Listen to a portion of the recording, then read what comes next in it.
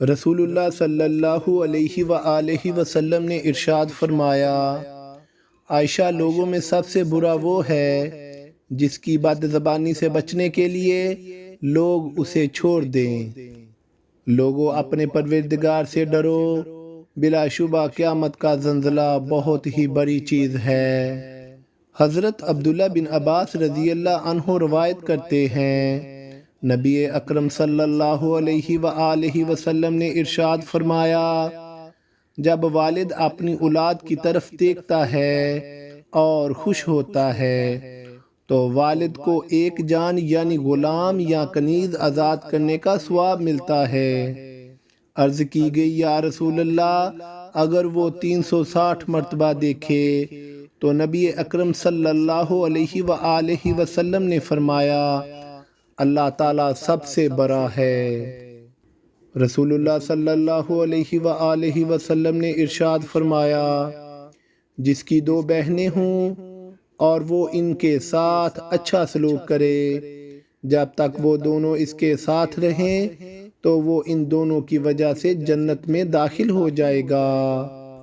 رسول اللہ صلی اللہ علیہ وآلہ وسلم نے ارشاد فرمایا، اولاد کی خوشبو جنت کی خوشبو کا حصہ ہے۔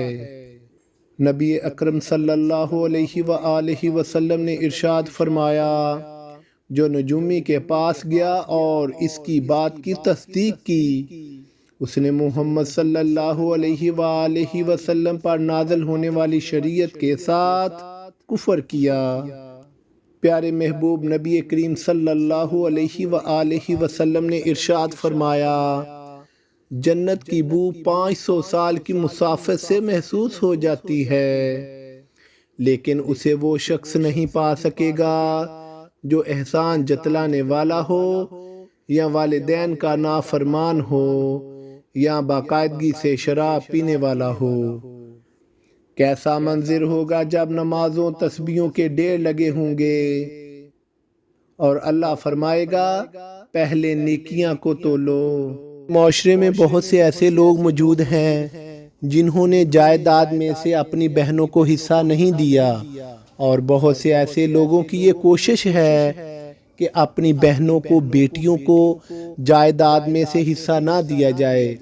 حالانکہ ہمارے پیارے نبی محمد صلی اللہ علیہ وآلہ وسلم،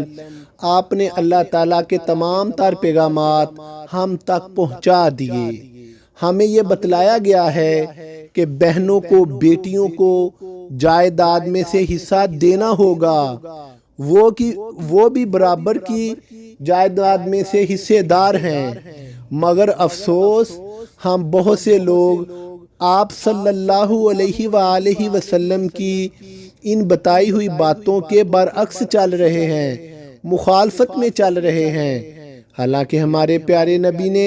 اللہ تعالیٰ کے پیغامات ہم تک پہنچائے۔ آپ نے ہمیں بتلایا ہے کہ جس آدمی نے اپنی 2 بہنوں کے ساتھ اچھا سلوک کیا،